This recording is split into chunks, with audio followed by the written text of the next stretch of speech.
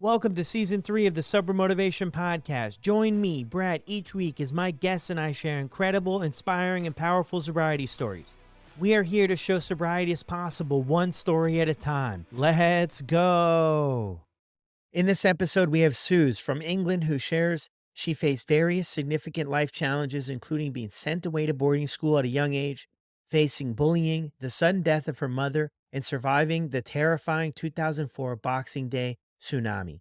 She discusses her struggle with alcohol, which became a coping mechanism following these traumatic events, and the subsequent dip in her mental health.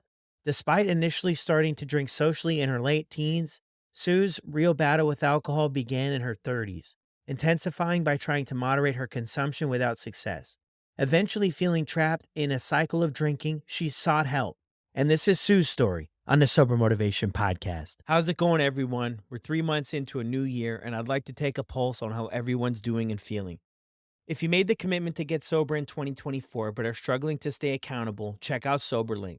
SoberLink is an accountability tool that will keep you honest. It uses a really high-tech breathalyzer system to help when those cravings get a little too loud.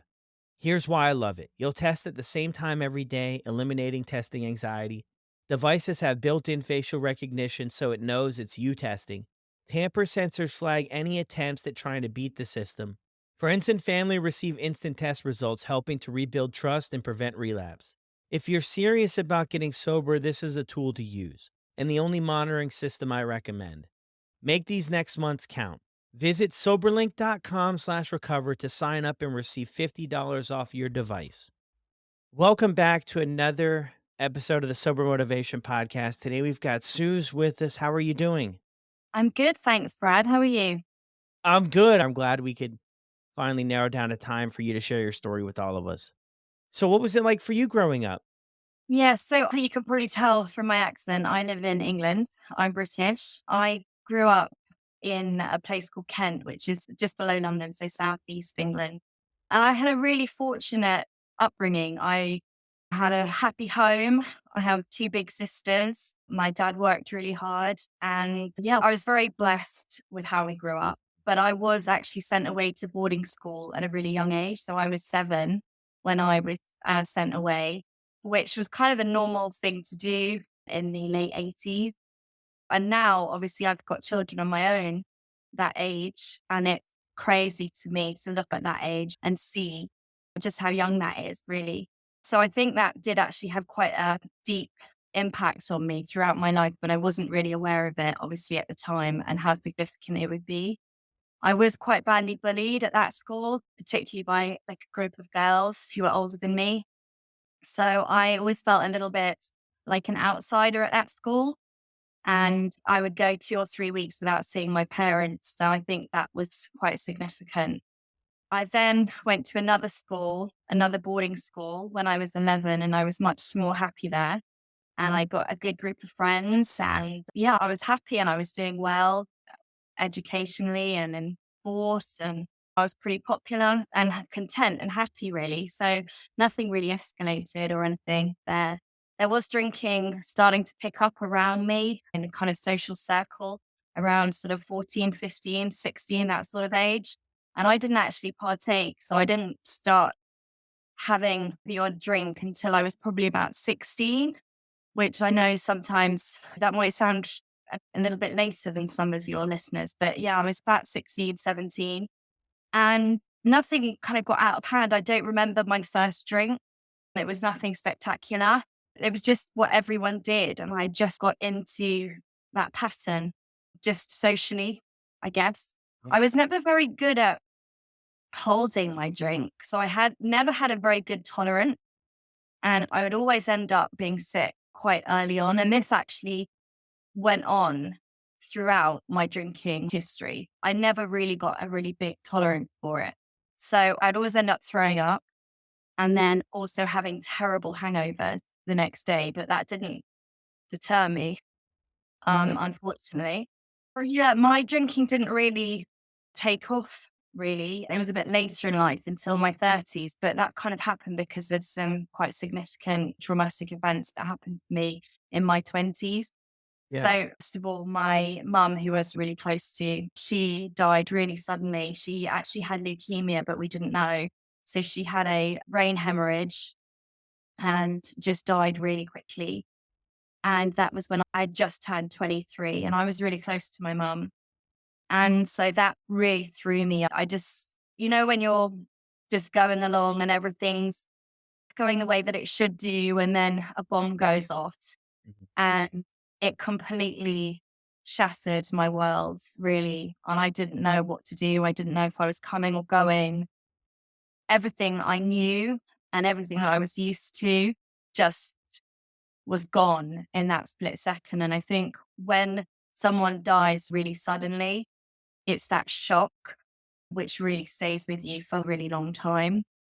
So I definitely didn't deal with that very well.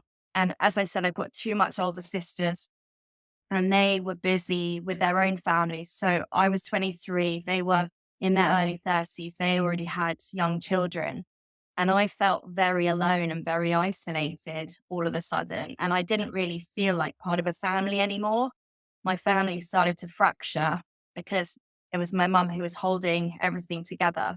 I was in London at the time, so I was working and I just threw myself into the sort of party lifestyle really in London, which I was able to function and go to work on 2, 3, 4 hours sleep every Wednesday, Thursday, Friday, Saturday night, pretty much, and just got into this pattern. And although I wouldn't have said I had a problem because I was still definitely social drinking and I was doing what everybody else was doing as well at the time. So I wasn't doing anything unusual, but I was definitely covering up these sort of this emotion and this feeling of grief that I just wasn't handling it properly.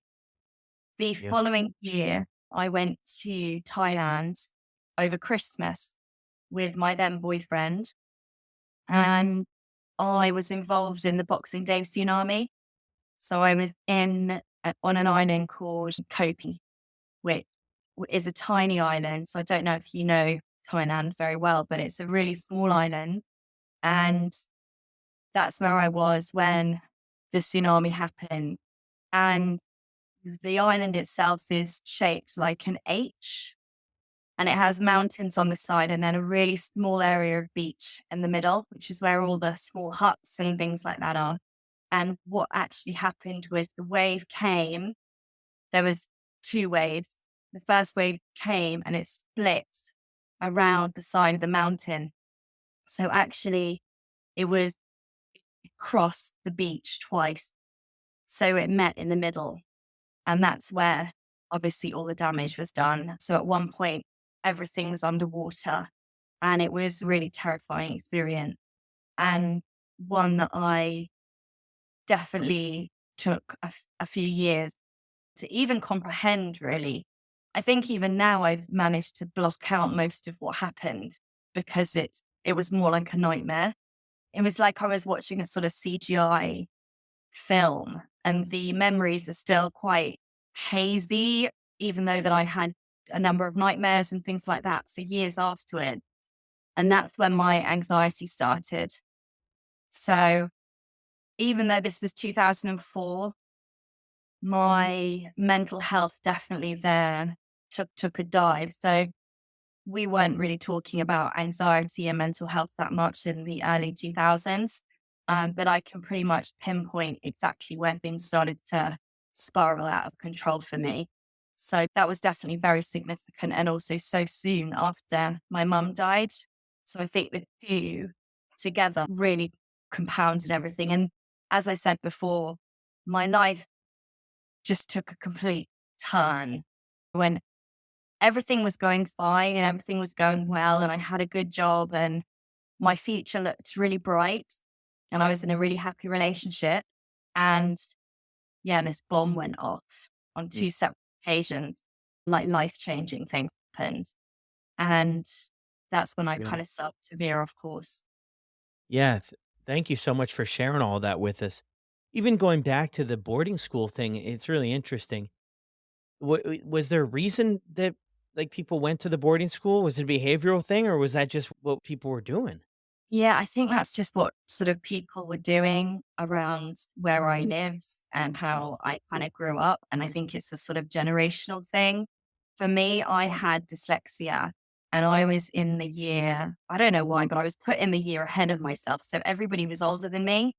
And instead of moving me down a year into the correct age group, they decided to move me to a school that was maybe better suited to help me with my maths and my reading and things like that.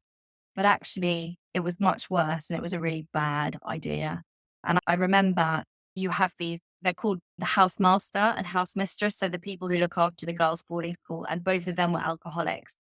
Mm, So I was basically being looked after by this couple who had a drinking problem. mm, I wasn't aware of it at the time, and my parents knew, and I think they then lost their job or subsequently something happened. But yeah, I mean, it's crazy now for me to sort of think that I was 7 when that happened. It's really young, isn't it? yeah, I mean, I'm thinking I have a 6-year-old and I couldn't imagine a day without her. It's interesting, yeah. And them being away too, like you being in that situation, being away from your parents, how important that time is, like with your parents and to build that relationship and to build everything else in our life. And especially too, you bring up the caregivers there might not have been the best caregivers that could have been teaching at the school. So that actually really was interesting to me. Did your sisters go through this as well? Have So go to boarding school? they didn't leave that early. So they left at Okay. 30. So they both went at 13 to different schools. But yeah, I was the youngest by 9 and 11 years. So there was quite a significant age gap. So when I went, I don't know, my parents were maybe a little bit older and maybe a little bit more tired. I don't know. But yeah, Yeah. it is crazy to me. I agree. My children are now 12, 7, and 3. And yeah, I can't imagine doing anything like that. It would break my heart to not have them here. Yeah.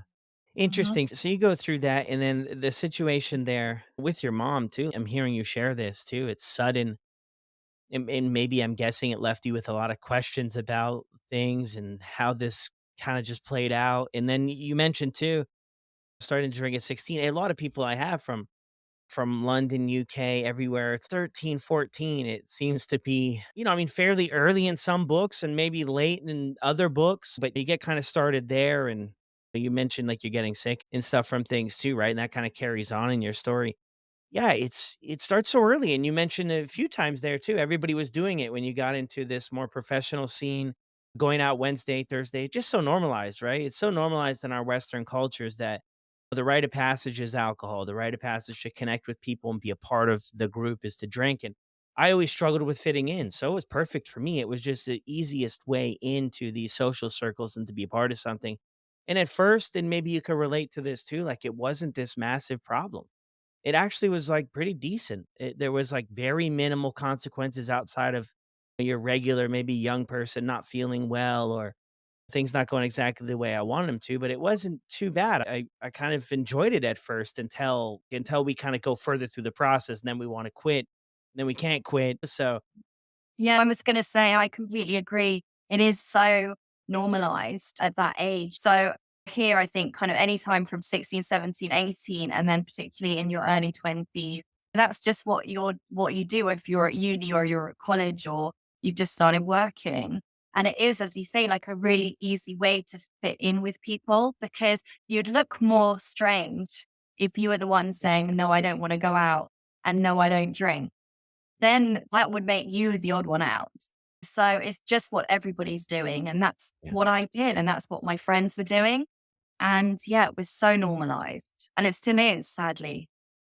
Yes, 100%. So you go through this tsunami too, and a lot of stuff that you mentioned there is still foggy for you, but that's after your mom passing away, and then you go through this too, right? And then you start experiencing anxiety after that. That's a very heavy thing. And you mentioned too, we're not talking much about mental health. And I had one guy on the podcast here, and he was on the PGA tour, a golfer. He won a PGA tour, and he had a anxiety attack, panic attack on the golf course, and he had never heard of anxiety before. So it was a very real thing that like we didn't really go there with things. So you go forward and you begin to cope with alcohol, but maybe not even really fully knowing it at the time, or did you kind of connect the dots?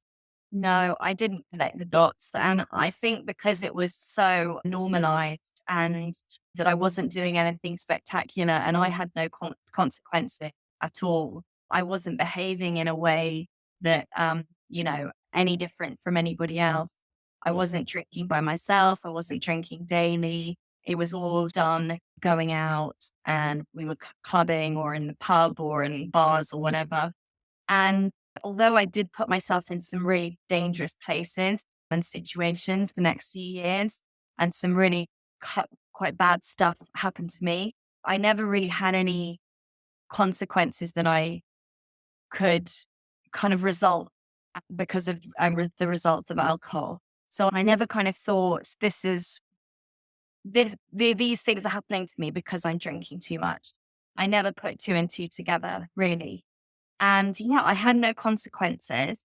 Mm. So for me, it was just what everyone was doing. And I wasn't aware that I was drinking to cope with these emotional feelings that I was having or trying to block them out. And it's just my way of coping. I think that's really kind of what happened.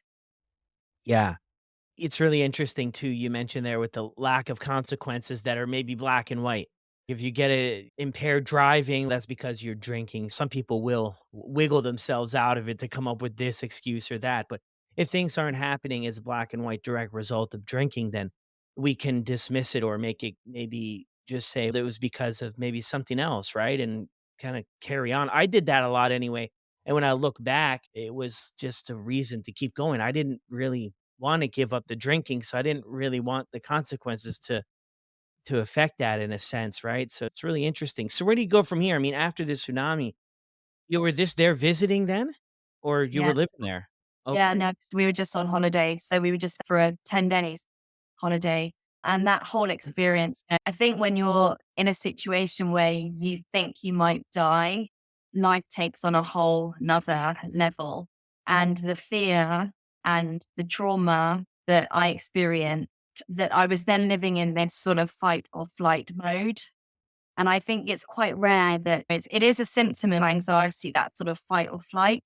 But actually, there aren't that many people who have been in a situation where for about 24 hours, you think you're going to die, because that was my reality stuck on that island. There was a naval ship, which was a couple of miles out of the coast.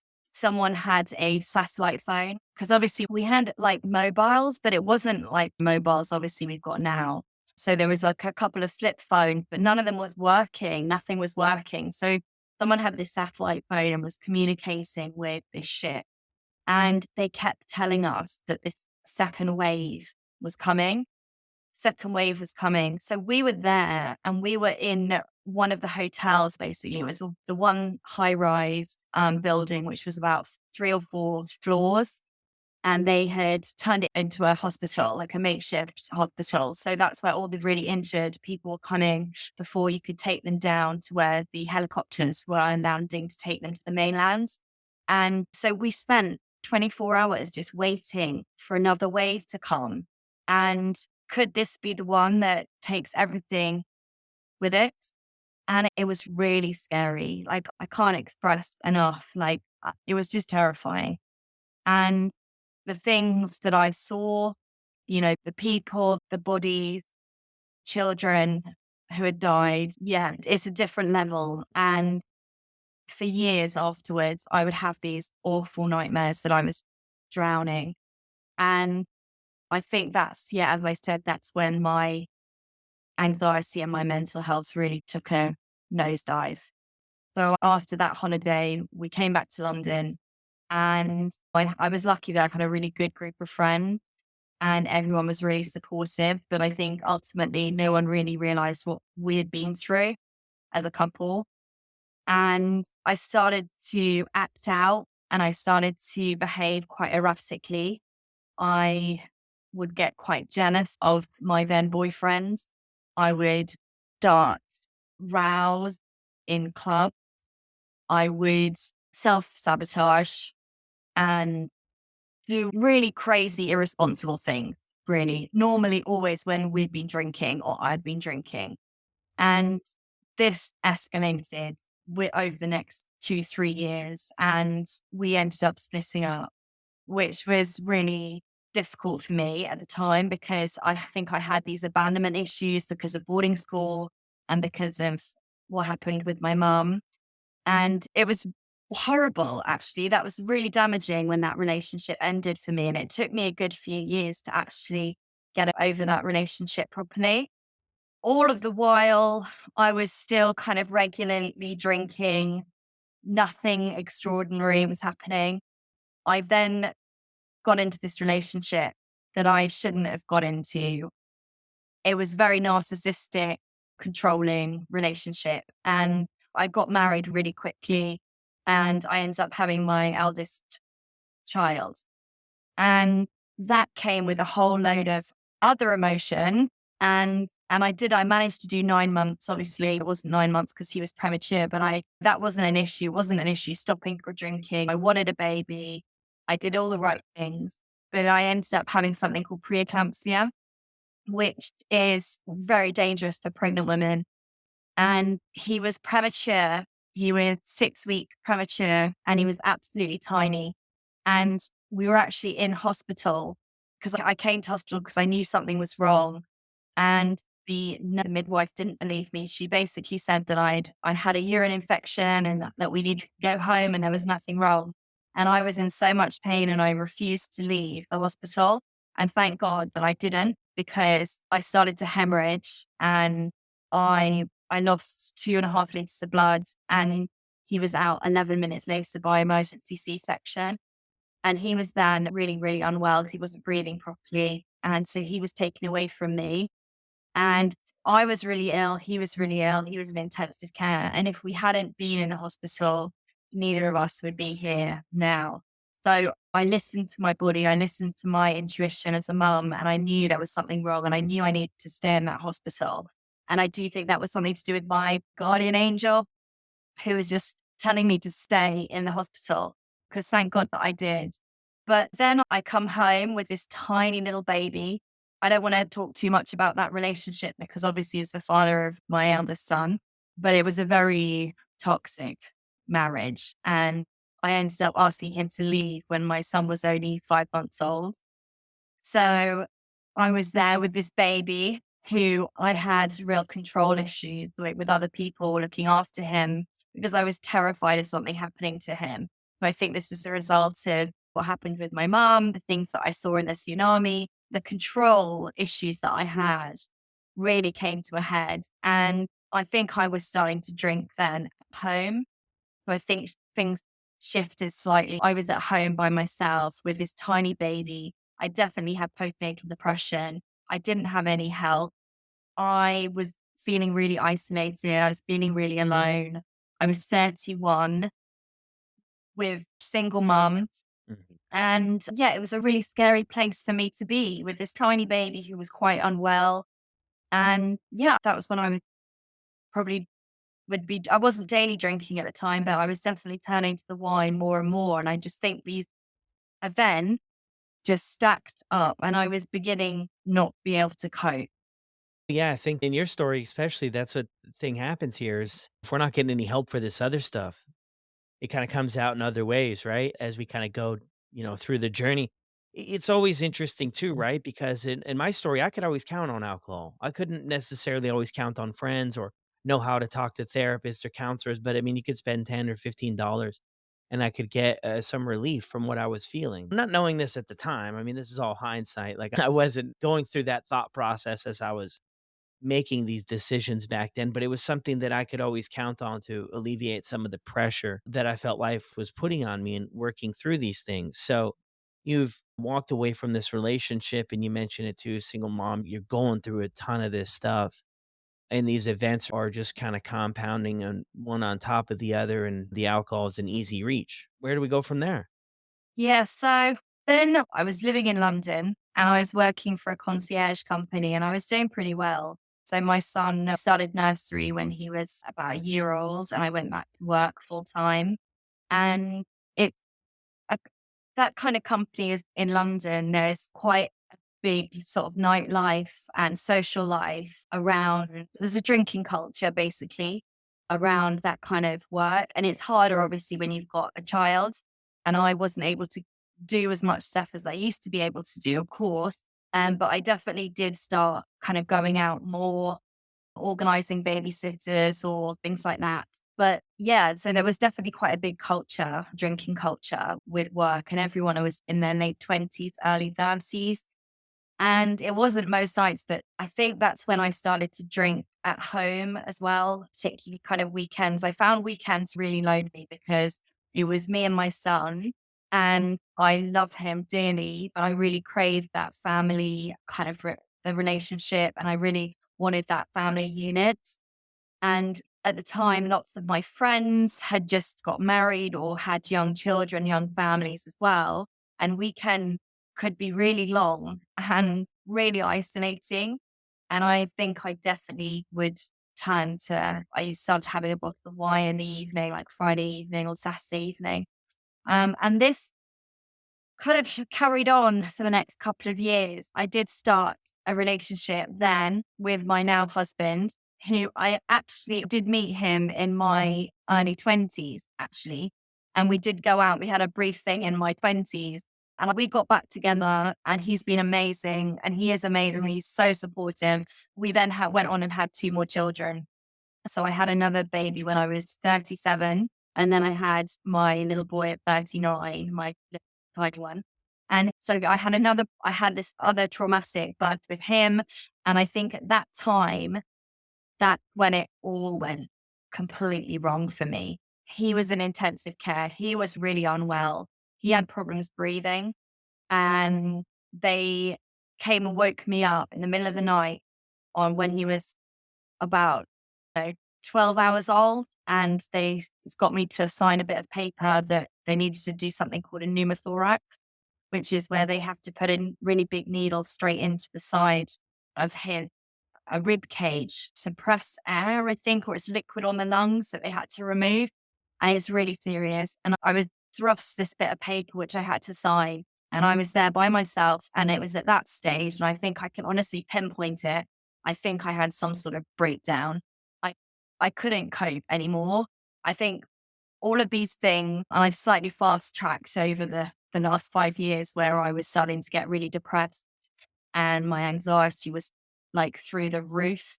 And my mental health was terrible in my late 30s. Like, I just wasn't coping with things. And this just tipped me over the edge completely.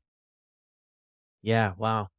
Did anybody ever mention throughout this journey here that, like, to maybe consider cutting back drinking or look at drinking or anything about it? No, not at that time, because I think I was really masking pretty well.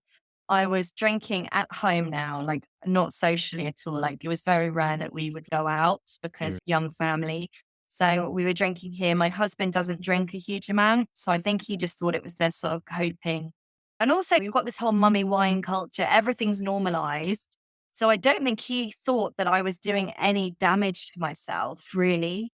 And even though I was drinking maybe 5, 6 nights a week, I was also really attempting to moderate for all of this time, pretty much for the last 5, 6 years of my drinking. The moderation was really screwing with my head. I I was trying desperately, like I knew that I should stop drinking, or I knew I wanted to cut back, but I just wasn't able to. And it was that classic thing of, I would probably drink a bottle of wine. I would think that I'd only had one left, one glass of the second bottle, but actually the next morning I only had a tiny bit of the second bottle left, and I'd tip that down the sink, and then I'd be like, I am not drinking, and I'm not drinking again. That is not going to happen. You know, I'm not gonna have any more. I'm not gonna have any more. And then fast forward 5, 6 o'clock that evening, I was going to the shop to buy another bottle of wine, and that was the cycle that I was in. And that would go on for 3, 4 years, but I wasn't being vocal. I wasn't telling him. I wasn't asking him for help. I wasn't telling him that I've got this issue. It was all in my head. I go to AA now, and I know lots of people, when they eventually stop drinking, are in denial, and admit that they're in denial about it. I really wasn't. Like, I knew that I shouldn't be doing this, and I knew that it was damaging me. but I didn't know how to stop. And I was just in this awful pattern, but worse than that, it was my mental health got to such a bad place that, I was having suicidal thoughts. I had insomnia. I barely slept. I'd sleep for a couple of hours and then I'd be awake from 1 to 5 in the morning every single night. And it was the loneliest, darkest place to be during those 4 hours where I was desperately trying to just get back to sleep. And my head was racing. My mind was so busy and full. And I hated myself.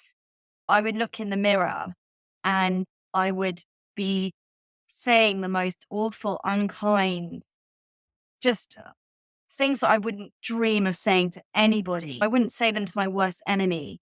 I was saying all of this negative self talk, awful stuff to myself every day, all this self loathing, shame. I was scared of everything.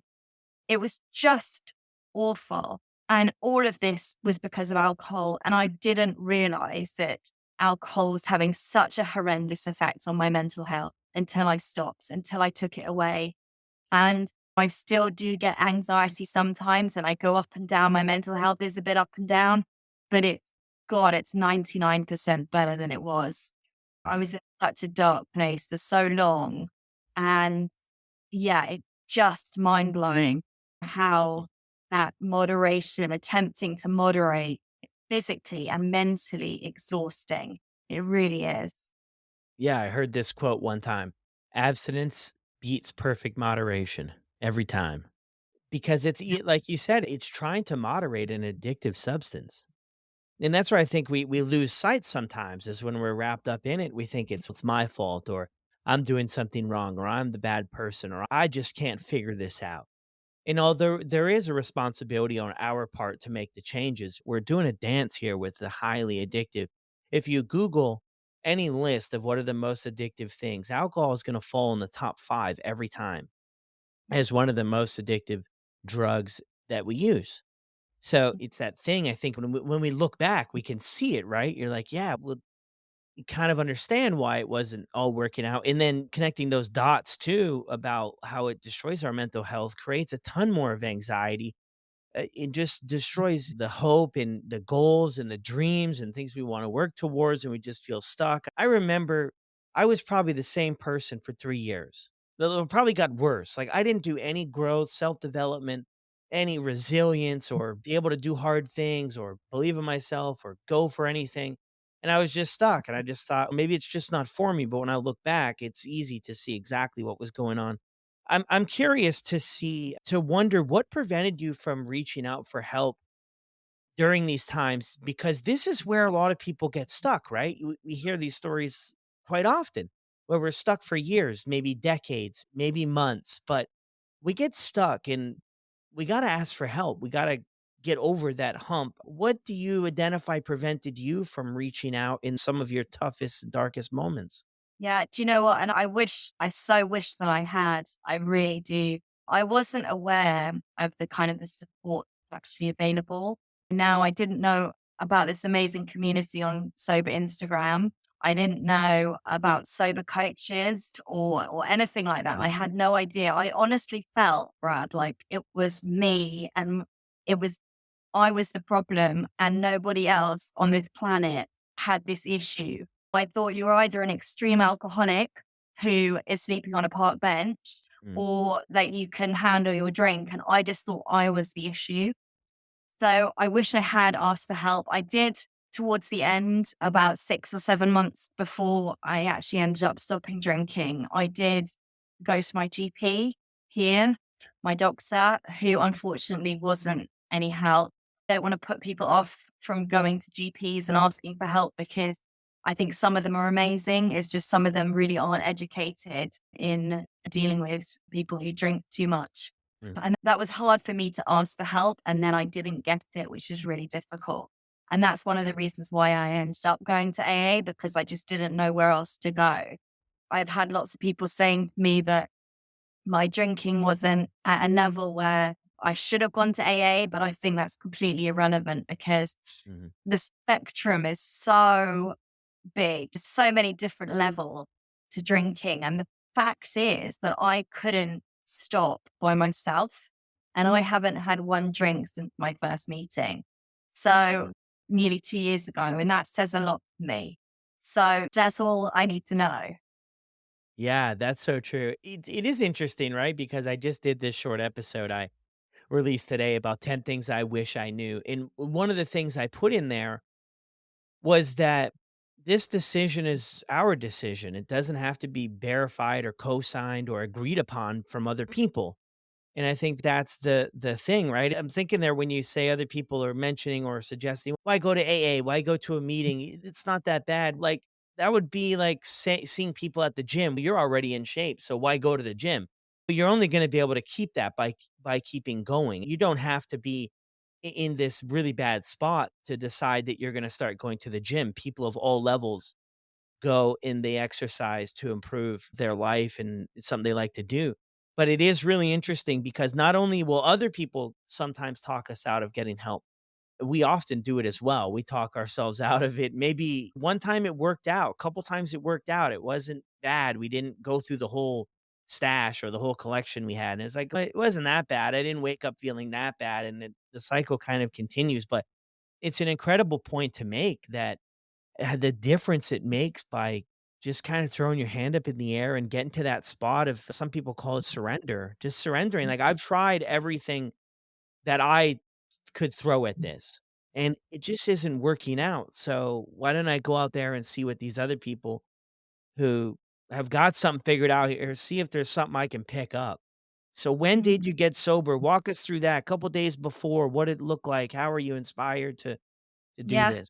Yeah. So you will. So actually, it was about 6 or 7 months before, prior to my actual sober day. Yeah. We were on holiday. We were down in Cornwall, so like the southwest part of England, and they're really beautiful beaches and stuff down there. And we were down there with another family, and um, it got to a point where I was like sneaking drinks. Then, like I was drinking more than other people, and I was making excuses to stay at home in the house that we were hiring because I just sent, my babies to sleep and he wants to nap and like everyone else went out and I was drinking while everybody else was out. And then when they came back, I just pretended that I literally just opened like a fresh bottle. And that's when everyone else joined in. So I knew there was an issue then, like I really did. And I hated myself and I was miserable. I was like having arguments with my husband.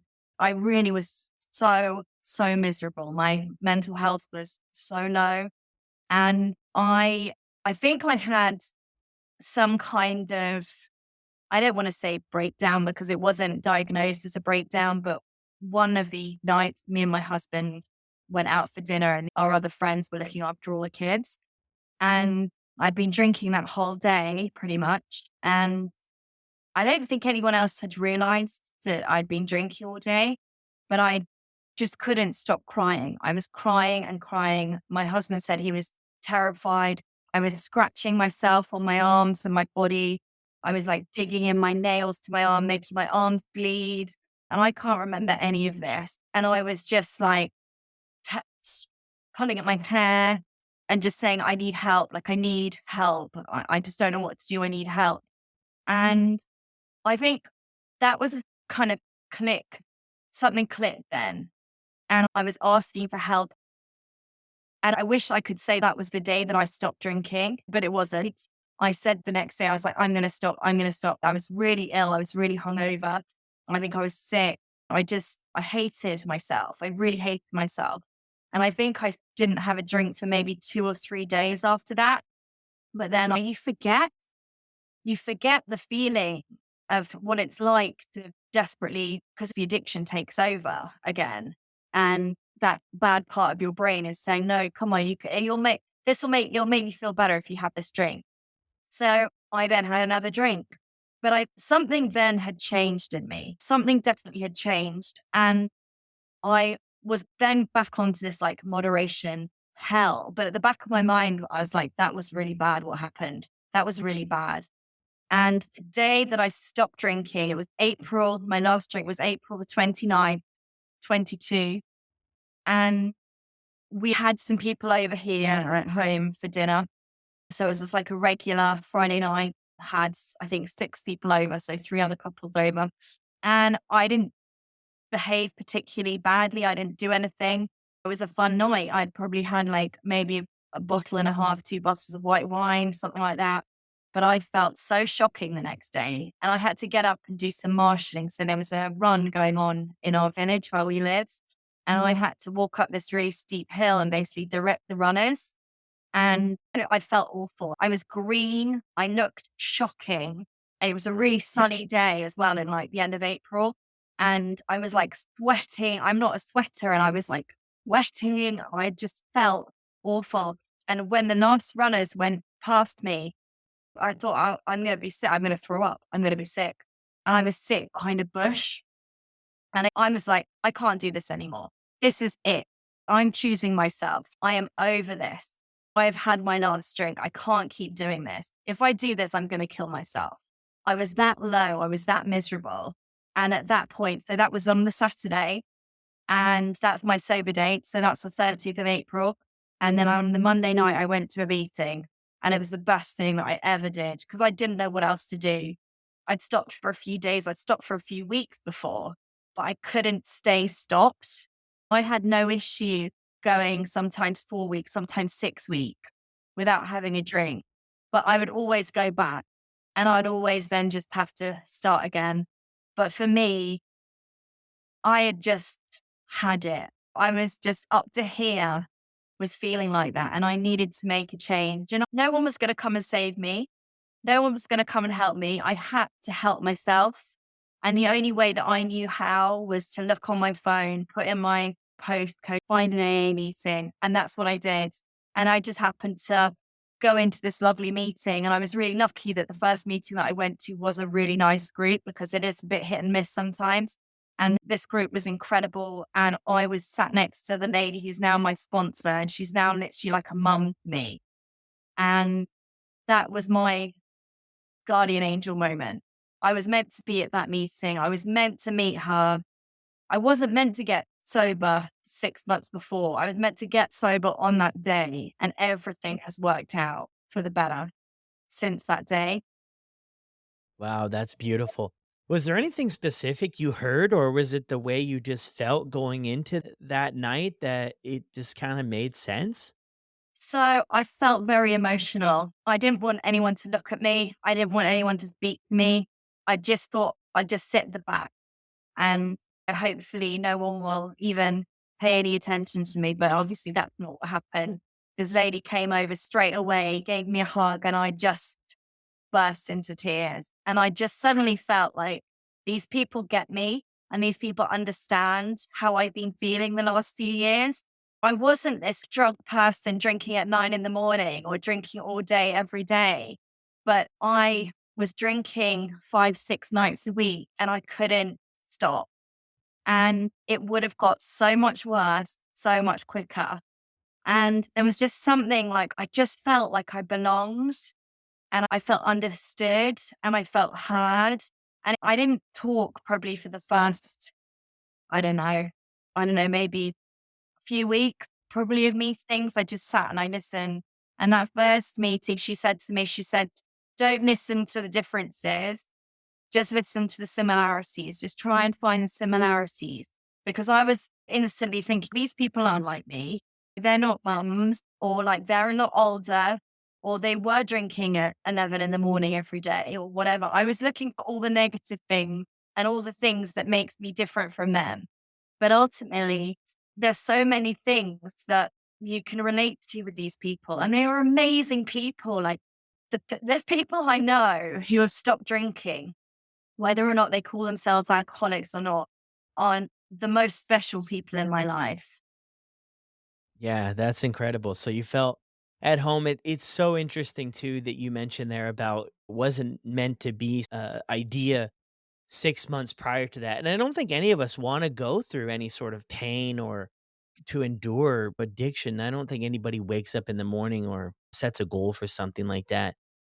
But I do think that on my story and just kind of hearing that from you, that we've got to go through some stuff to get to Yeah. a spot where we're Mhm. willing to change things.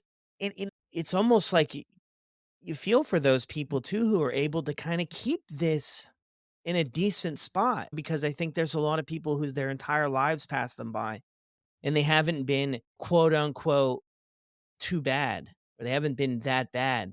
But no matter where you fall, it steals. It really steals from our lives. It steals the joy. And it basically says is if you want to feel happy or content or be a part of this or do that, you've got to come through me first. It's like a gatekeeper in a sense for a lot of people, I think. So what an incredible story and a turnaround. What's things been like you since you made that decision and you went into that meeting? I mean, it's so inspiring. You go to your first meeting and you keep going back, right? Because that's always what's suggested, right? Is keep going back. And what you shared too is another thing that we hear a lot, right? Is to focus on the things that are similar, not the differences, because everybody's going to kind of have their obviously their own path to get to their meeting or their first meeting or wherever it is, their first place to ask for help. And like you mentioned there too, that's a very common track to go down. It's not that bad, or Johnny's got it worse, or Mhm. Jim's done all this. I'm not there. One thing that was told to me early on is just put yet after this stuff. You just put yet after it. No guarantees here, but just put yet, because a lot of these things will be a part of your life if you don't choose sobriety. So what have things been like for you since? Yeah. Do you know what? Really good because you touched on it earlier. Actually, you said you did those few years of just with no growth and you just stayed the same. And I think that's ultimately what I had been doing. I might have had my children and I know I'm a good mom, but I hadn't done anything else with my life at all. I hadn't grown. I hadn't learned who I am.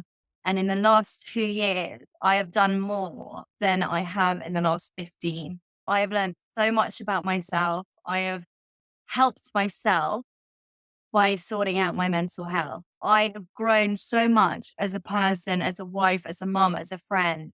I'm loving helping the community on Instagram. That's really special to me. One of the things that I really struggled with, as I mentioned earlier, was that I thought I was the only person who was going through this. And I wasn't aware how fantastic this community was. But as soon as I realized that actually I want to share my story because I don't want anyone else to feel as lonely and isolated as I did when I was drinking. And that's why I want to tell my story. But I'm doing so much. I'm doing college. I'm basically learning to be a counselor at the moment. I'm nearly finished my first year and I'm just going to start my diploma in September. So yeah, I'm in a really good place and I just feel so happy and so content. As I said, my anxiety can be a little bit up and down and I definitely suffer from a seasonal depression. So from like December, the last couple of months, it has been quite difficult, but I'm so much more in tune with my body. And if there's something wrong, like I know what it is and I know why and I can manage it.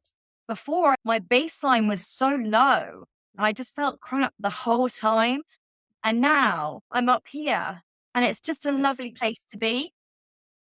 Yeah, hey, that's so awesome to use. I mean, your education and your own experience to help other people is incredible. It's just so beautiful how things can change, right? You mentioned 2 years and 15 years, maybe not making much progress. I mean, still doing well in some areas, and then in 2 years, you can start to see this massive upside. The thing is that the alcohol is just in between us and who we want to be, or who we're supposed to be, or maybe who we've been before in our life before this stuff took over, and then you have these string of traumatic events that happen in your life that because of the alcohol, we don't address stuff. We don't work on stuff. We don't ask for help. And then we don't get any resolve or any tools or ways to cope through these Yeah, things. I'm really that you just said that actually, because that's definitely something within the first sort of 6 months as I was doing most of my first step was that I was really able to start dealing with that trauma and dealing with the grief and processing that grief. It's been 20 years now since my mum died, and it's coming up to it'll be 20 years at Christmas since the Boxing Day Tsunami. Mm. But I hadn't dealt with these feelings. And I was living in the past and I was scared about the future. So I wasn't living, I was just chasing this kind of elusive, I want to be happy, I want to be happy. But I wasn't living for now. And I was carrying all of this like emotional baggage and all of this grief and all of this trauma around with me constantly. And it was just weighing me down. And I've really been able to just process it all, deal with it. I can leave it now. I can leave it where it needs to be and I can get on with my life, which has just been so freeing. And that helps with so many other elements. It's helped with my anxiety. It's helped with my mental health. It's helped with my sleep. And I don't say such toxic, horrible stuff to myself. I actually speak well of myself. And if I do get a little fleeting thought, I shut it down really quickly because I am so proud of myself. And I'm so grateful that 2 years ago I decided that was my last string. And I've got no intention of ruining that ever. Yeah, let's keep it going.